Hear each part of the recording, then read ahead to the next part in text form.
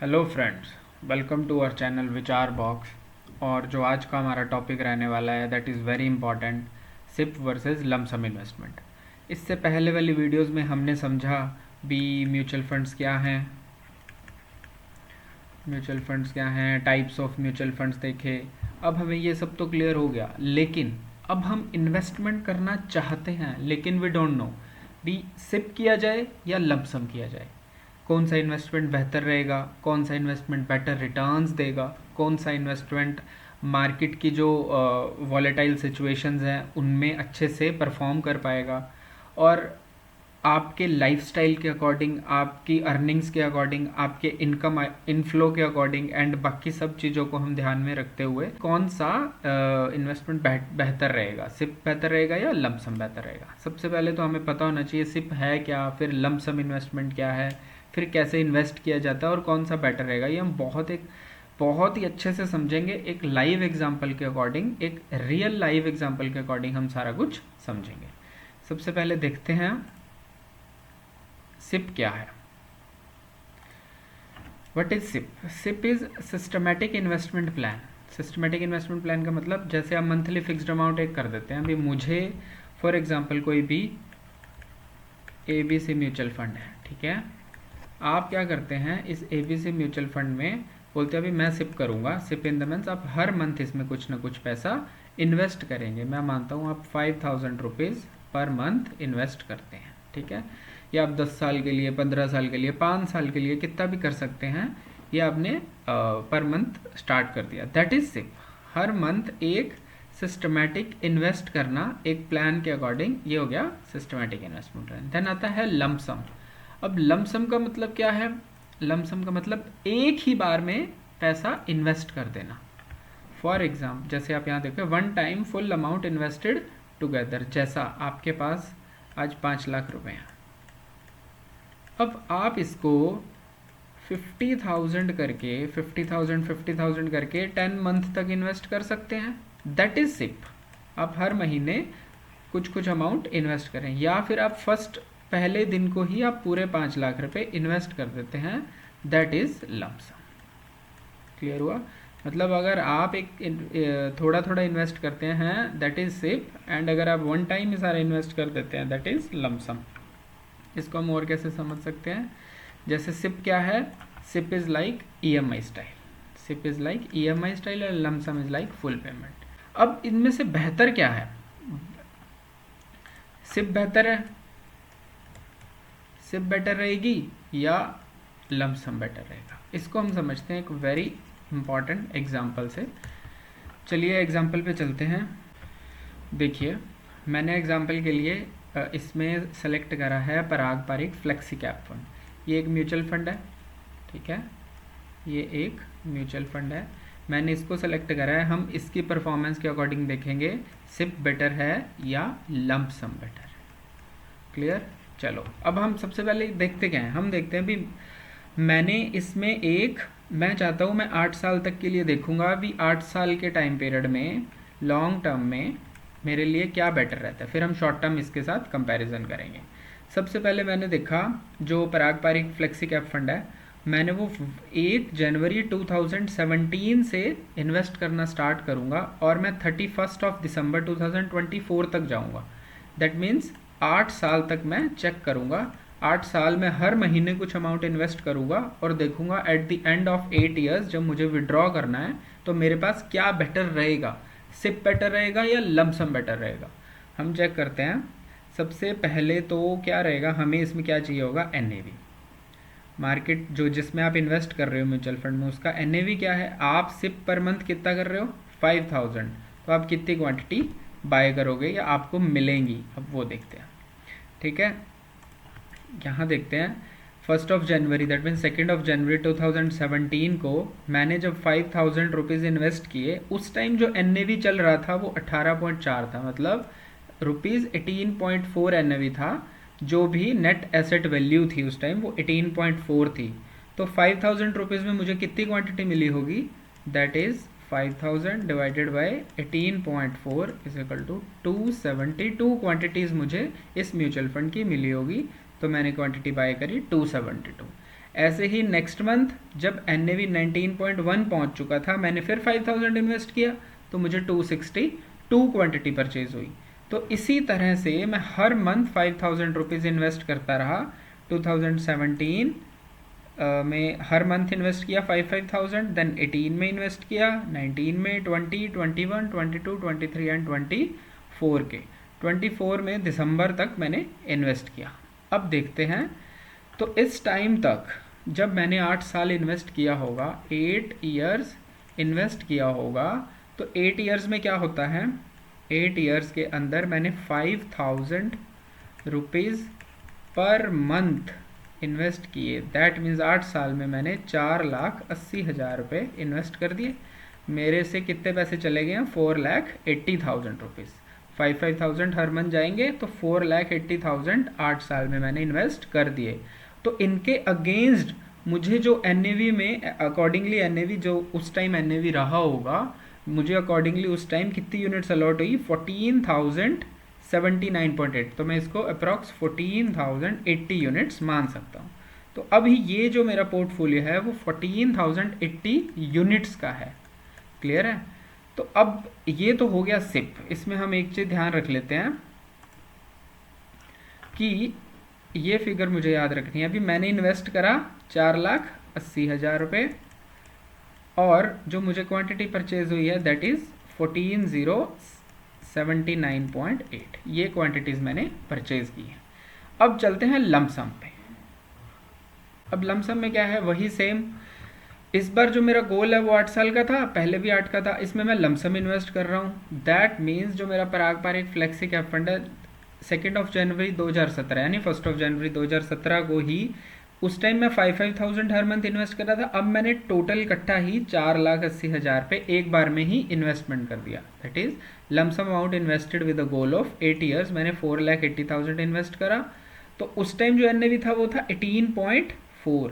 तो जब मैं 4,80,000 को 18.4 के हिसाब से चेक करता हूँ तो मुझे कितनी NAV, मुझे कितने यूनिट्स मिले, 26087 यूनिट्स। तो मैंने कितने यूनिट्स परचेज करे, 26,087 यूनिट्स। उस टाइम में 8 साल के लिए ये इन्वेस्ट करके भूल गया। अब चेक करते हैं आफ्टर 8 ईयर्स क्या होता है। आफ्टर 8 ईयर्स क्या होता है जब मैं विड्रॉ करने के लिए जाऊंगा, क्योंकि जो मेरा इन्वेस्टमेंट था मैंने 8 साल के लिए किया था। मुझे 31/12/24 को सारा पैसा विड्रॉ करना है। अगर मैं सिप में इन्वेस्ट करता तो मुझे कितना मिलता, और अब मैं अगर लमसम में इन्वेस्ट करूंगा तो मुझे कितना मिलेगा, ये चेक करते हैं। तो स्टूडेंट्स अब हम देखते हैं इसका कंपैरिजन। तो इसी म्यूचुअल फंड में हमने क्या करा, सिप स्टार्ट करी है 1/1/2017 को और ये एंड होती है 31/12/2024 को। मतलब मैं 31/12/24 को अपना सिप है जो वो ख़त्म करके सारा इन्वेस्टमेंट को रिडीम कर रहा हूँ। तो ये मेरी 8 साल की इन्वेस्टमेंट रही। इस 8 साल की इन्वेस्टमेंट में मैंने टोटल 4,80,000 रुपये इन्वेस्ट करे, 4,80,000। तो जिसके अगेंस्ट मुझे क्वांटिटीज़ कितनी मिली इस म्यूचुअल फंड की, 14,079.80। तो ये क्वांटिटीज़ मैंने बाय करी in the period of 8 years. Then जिस दिन मैं अपनी इन्वेस्टमेंट को ख़त्म कर रहा हूँ, मतलब रिडीम कर रहा हूँ सारी इन्वेस्टमेंट को, वो डेट है 31/12/2024। उस दिन पर यूनिट का रेट क्या था, 87.7। पर यूनिट का रेट क्या है, 87.7। तो हम देखते हैं हमने पैसे कमाए कितने। 14,079.8 ये यूनिट्स थी हमारे पास, मल्टीप्लाई बाय 87.7। इससे हमने मल्टीप्लाई करा तो हमारा जो इन्वेस्टमेंट का टोटल कॉस्ट है वो टोटल जो अमाउंट बन गया 1,234,798.46। तो मैं इसे ये कह सकता हूँ भी मैंने 12,34,798 रुपये बना लिए। तो मैंने इन्वेस्ट कितना करा था, 4,80,000। तो इन्वेस्ट हुआ 4,80,000, जो आज मेरी इन्वेस्टमेंट 8 साल के बाद क्या बन गई है, 12,34,798। तो इसमें मोटा मोटा प्रॉफिट कितना आ गया, प्रॉफिट चेक करता हूँ। मेरा जो आज फाइनल अमाउंट है दैट इज़ 1,234,798 माइनस मेरा इनिशियल इन्वेस्टमेंट था 4,80,000 का।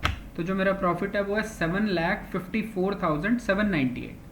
माई प्रॉफिट, जो 8 साल का मेरा म्यूचुअल फंड ने मुझे प्रॉफिट बना के दिया है, दैट इज़ 7,54,798।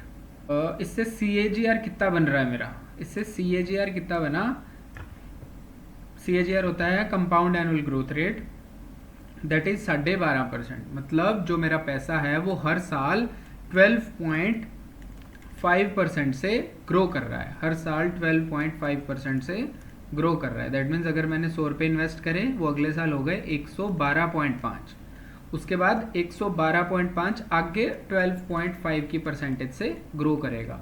तो जो मेरा 4,80,000 है वो पर एनम 12.5 के हिसाब से ग्रो करता करता 12,34,798 बन गया 8 सालों में। क्लियर है? होप सिप का आपको सारा डेटा पता लग गया। अब हम बात करते हैं लमसम की। अब हम चलते हैं लमसम पे। अब लमसम देखिए, यहाँ पे जो हमारी इन्वेस्टमेंट थी that is 4,80,000 on the 1st of January 2017। 1st of January 2017 को मैंने एक साथ 4,80,000 इन्वेस्ट कर दिया। तो जब मैंने 4,80,000 एक साथ इन्वेस्ट करा तो जिस टाइम मैंने क्वांटिटीज बाय करी होंगी दैट वर 26,091। उस टाइम कितने क्वांटिटीज बाय हुई? 26,091। और जिस दिन आज मैं अपनी इन्वेस्टमेंट को रिडीम कर रहा हूँ दैट इज 31/12/2024, तो वो है 87.7 पर यूनिट का rate of particular mutual fund. तो हम ये करके देखते हैं इसका बनता कितना है। तो मेरे पास जो क्वांटिटीज़ है दैट इज 26091 मल्टीप्लाई बाय 87.7। तो ये जो वैल्यू बनती है दैट इज 22,88,180 रुपये, दैट 22,88,180 रुपीज़।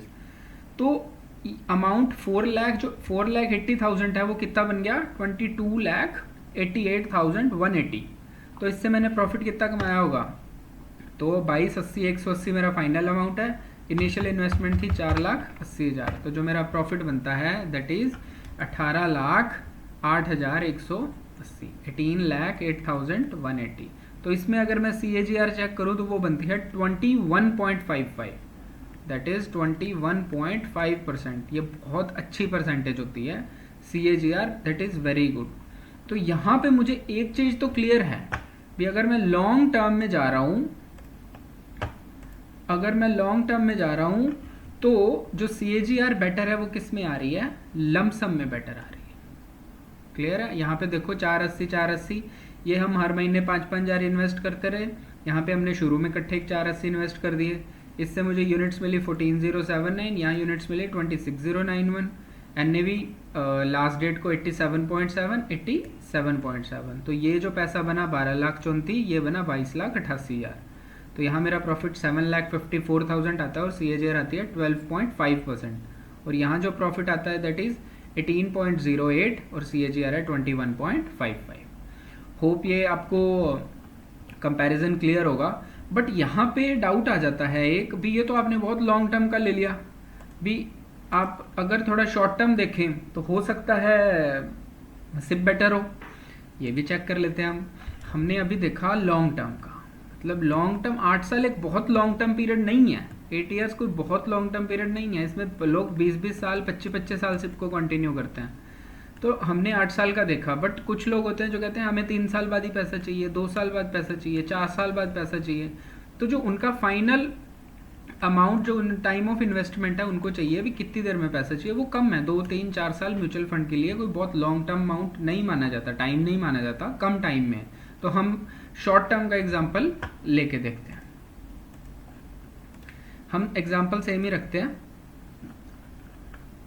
तो हम यहाँ पे क्या देखेंगे, हम देखते हैं भी मैंने investment same 1st of January 2017 को स्टार्ट करी, बट अब मैं खत्म इन्वेस्टमेंट कब कर रहा हूँ? 31/12/2019 को। क्लियर है? तो मैं यहाँ पे 3 साल के लिए इन्वेस्टमेंट करूंगा और सिप है वो वही 5,000 की रहेगी।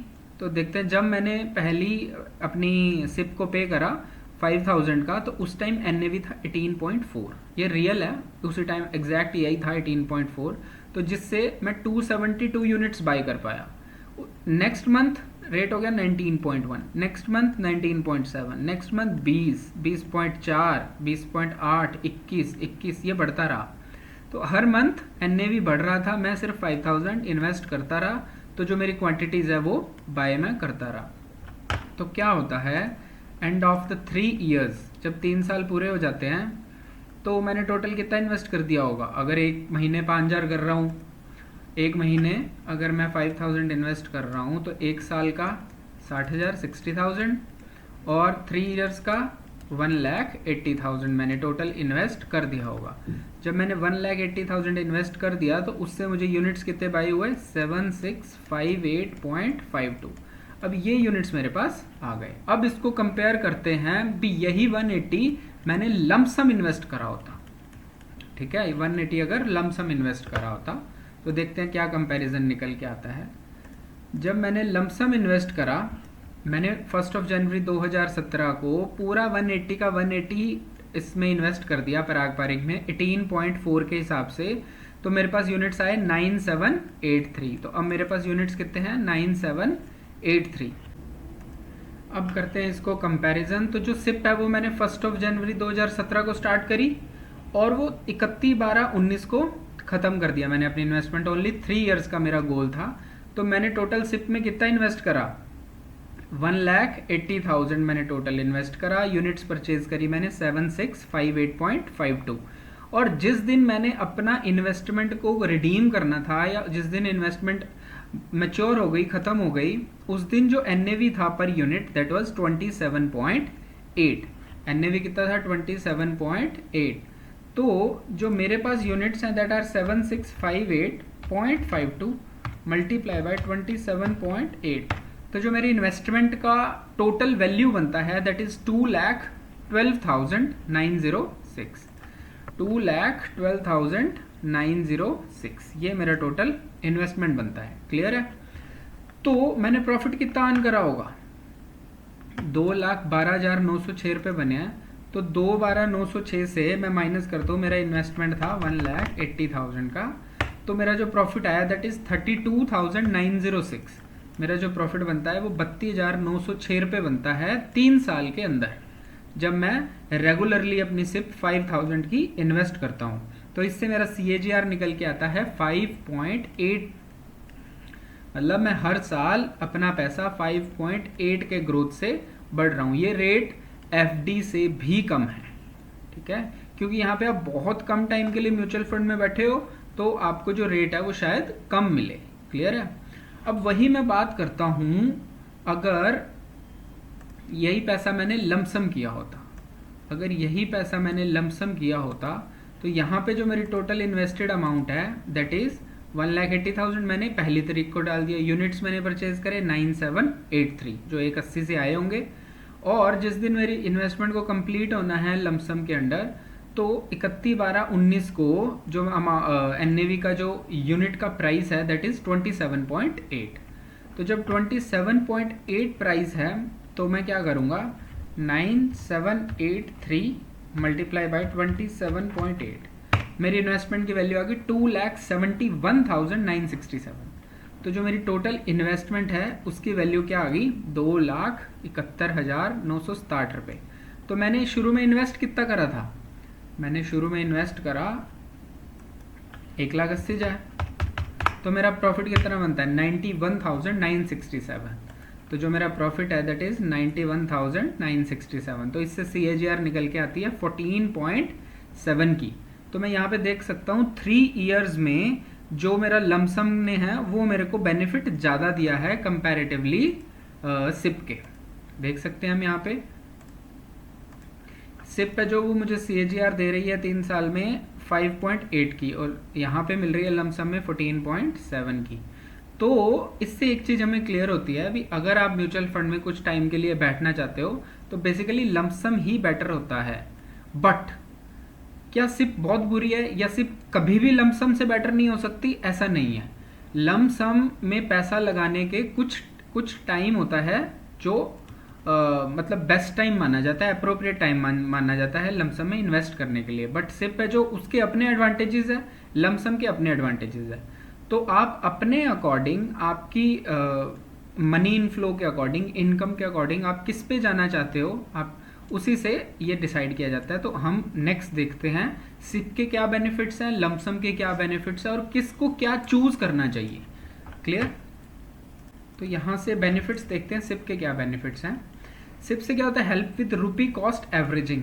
जैसे आप जैसे जैसे मार्केट ग्रो कर रही है, जो एनएवी है वो भी बढ़ रहा है, एनएवी भी बढ़ रहा है, तो आप हर एनएवी पे, जैसे एनएवी 20 था आपने वहां पे भी 5000 रुपीज इन्वेस्ट करे, एनएवी 22 हुआ आपने वहां पे भी 5000 इन्वेस्ट करे, एनएवी 24 हो गया आपने वहां भी 5000 इन्वेस्ट कर दिए। इस तरह से आप हर प्राइस पे चीज को बाय कर रहे हो, मतलब आपकी जो इन्वेस्टमेंट है वो एवरेज हो रही है, मतलब आप अपना जो रुपी कॉस्ट है उसको एवरेज कर रहे हो। आपने 20 का खरीदा और 22 का भी खरीदा तो आपकी एवरेज आ गई 21। अब आपकी एवरेज 21 पे चल रही है, अब आपने 24 का भी खरीद लिया तो आपकी एवरेज आ गई 22.5। तो इस तरह से आपकी जो इनिशियल इन्वेस्टमेंट है उसकी एवरेज, आपकी कॉस्ट है वो एवरेज होती जाती है। ठीक है, आपकी जो कॉस्ट है वो एवरेज हो जाती है। नेक्स्ट, सिप में इन्वेस्ट करने के लिए आपको कोई मार्केट टाइमिंग नहीं चाहिए।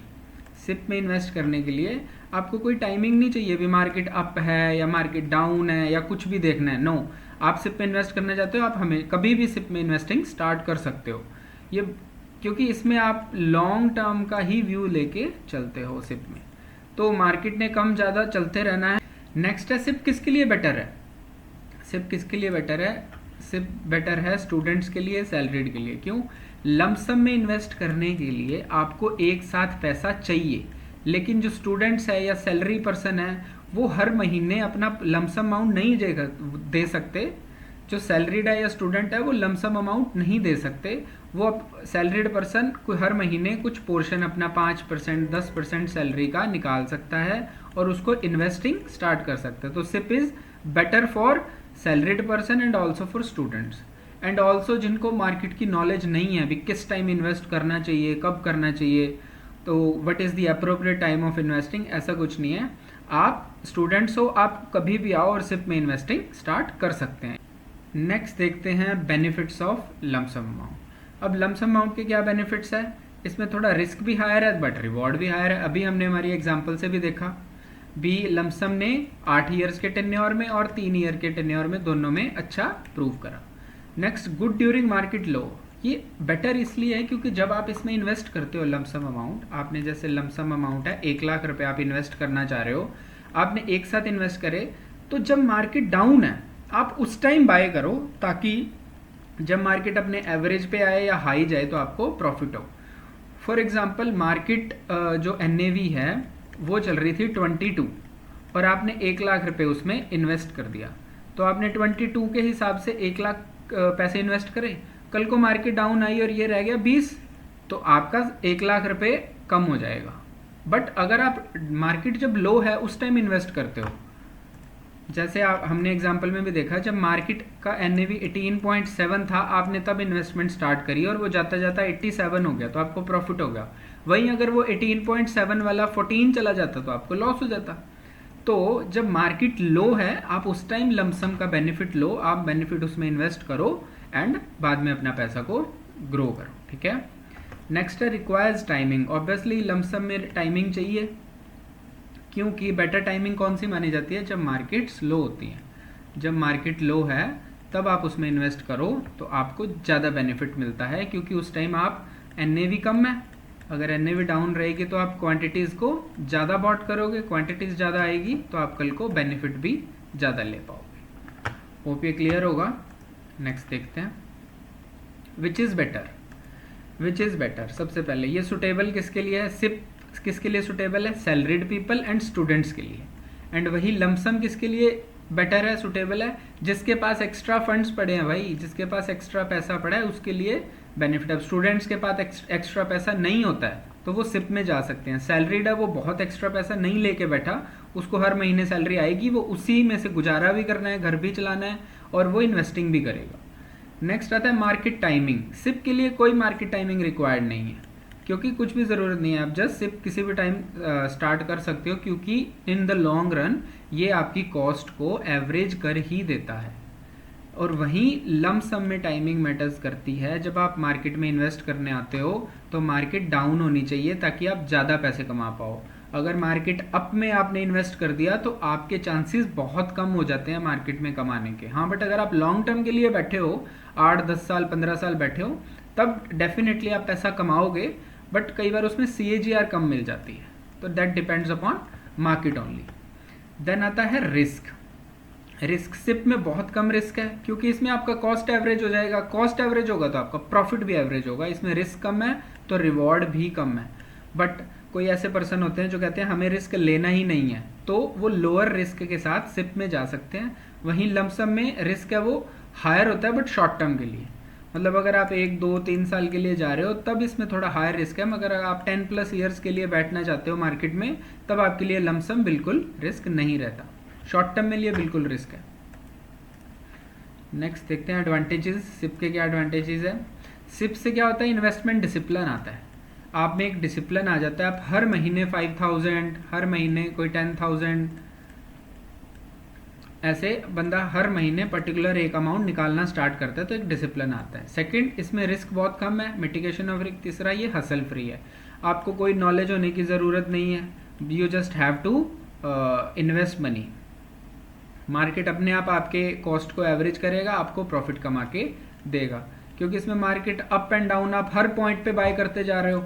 जब आप हर पॉइंट पे बाय करोगे तो आप बिल्कुल एक एवरेज लाइन में बैठोगे, और जैसे ही मार्केट थोड़ा थोड़ा ग्रो करेगा तो आपको प्रॉफिट मिलना स्टार्ट हो जाएगा। क्लियर है? नेक्स्ट देखते हैं एडवांटेजेस ऑफ लमसम। लमसम का एडवांटेजेस है, इसमें इन्वेस्टमेंट ऑफ बिग अमाउंट होती है। ठीक है। Next, ideal for long term. ये लॉन्ग टर्म के लिए बेस्ट है। अगर आप 10+ ईयर्स के लिए बैठना चाह रहे हो तो ये बेस्ट है। क्यों? इसमें आप आज ही पैसा लगा के छोड़ दोगे, 10 साल में वो बहुत ग्रो कर जाएगा। And it's very convenient, 1 time payment, उसके बाद भूल जाओ। लमसम का ये बेनिफिट रहता है। नेक्स्ट, आपको कौन सा चूज करना चाहिए? जो सबसे जरूरी है, आपको क्या चूज करना चाहिए? If you are in the category of students और salaried, go with the SIP. Clear? And अगर मार्केट जैसे ही कम होती है, आपके पास फंड्स है, तो go with lump sum. Market down है, आपके पास पैसा पड़ा है, तो आप लमसम में जाओ। और बेस्ट कॉम्बो किसे माना जाता है? SIP plus occasional top up. इसका क्या मतलब है? अभी आप एक सिप तो जरूर चला के रखो, मार्केट चाहे अप है चाहे डाउन है, इस मार्केट अपना ही परफॉर्म करती रहेगी। ओकेजनल टॉपअप का मतलब है, अब आप देख रहे हो मार्केट अगर डाउन जा रही है, मार्केट डाउन जा रही है, NAV कम आ चुका है, तब if you have extra funds, उसमें आप एक्स्ट्रा इन्वेस्ट कर दो लमसम अमाउंट में। और अदरवाइज मार्केट अप है या डाउन है या कुछ भी चल रही है, तो आप अपनी अपनी सिप को कंटिन्यू रखो। क्लियर है? सिप वर्सेस लमसम इन्वेस्टमेंट में कौन सा बेहतर है, ये आपका डाउट क्लियर हो गया होगा। हमने एग्जांपल से समझा, 8 साल की एग्जांपल, 3 साल की example with proper calculations and live example. Clear है? आपका स्टाइल चाहे सिप हो चाहे लमसम हो, इन्वेस्टिंग में पहला कदम जरूरी है। होप आपको वीडियो समझ में आई होगी। कोई भी डाउट है आप कमेंट सेक्शन में पूछ सकते हैं। Thank you so much for watching the video. Do like the video and subscribe the channel. Thank you.